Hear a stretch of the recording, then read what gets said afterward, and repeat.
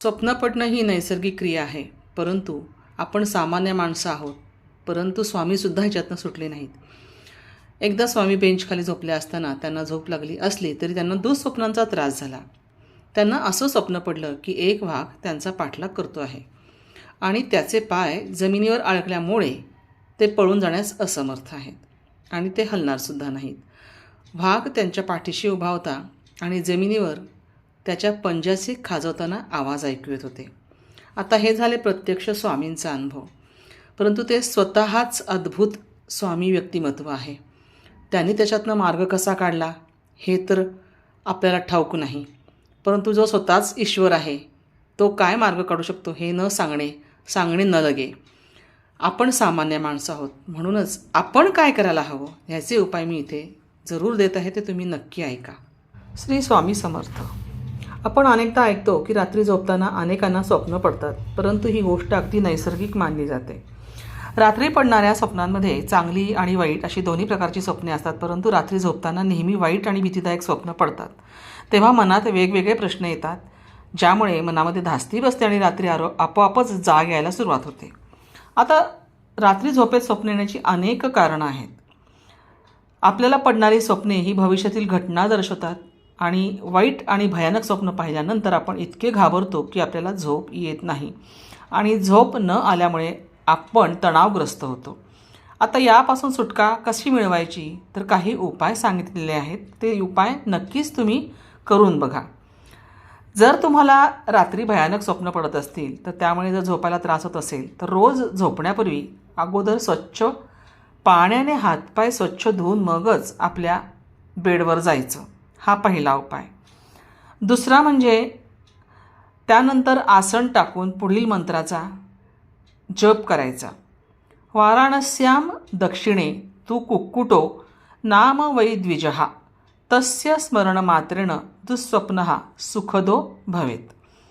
या मंत्राचा जप 108 वेळा करायचा. मी पुन्हा एकदा जप वाचते, तुम्ही लिहून घ्या.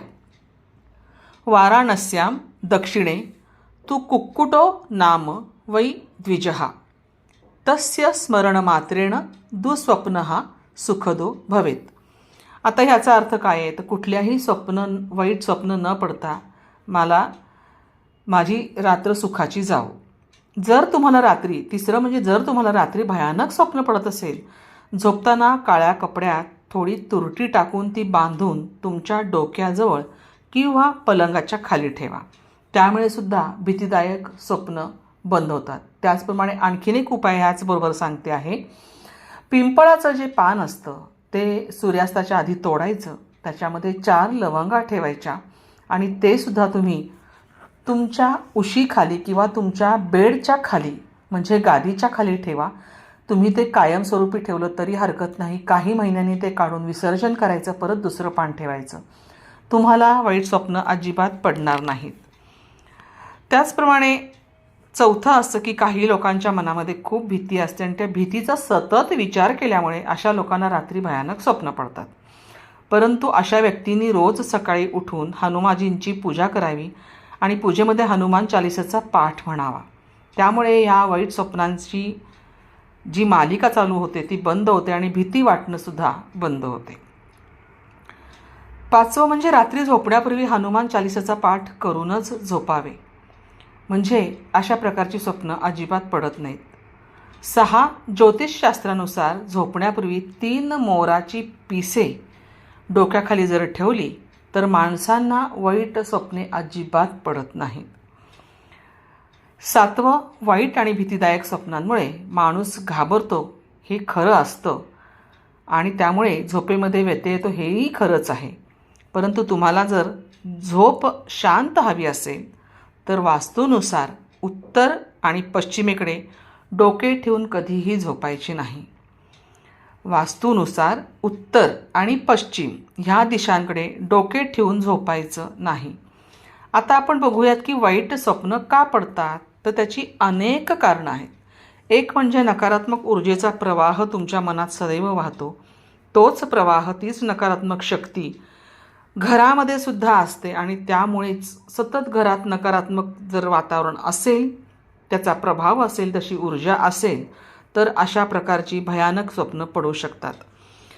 त्याचप्रमाणे जर तुमच्या कुंडलीमध्ये पितृदोष असेल तर त्यामुळेही खूप वाईट स्वप्ने पडू शकतात.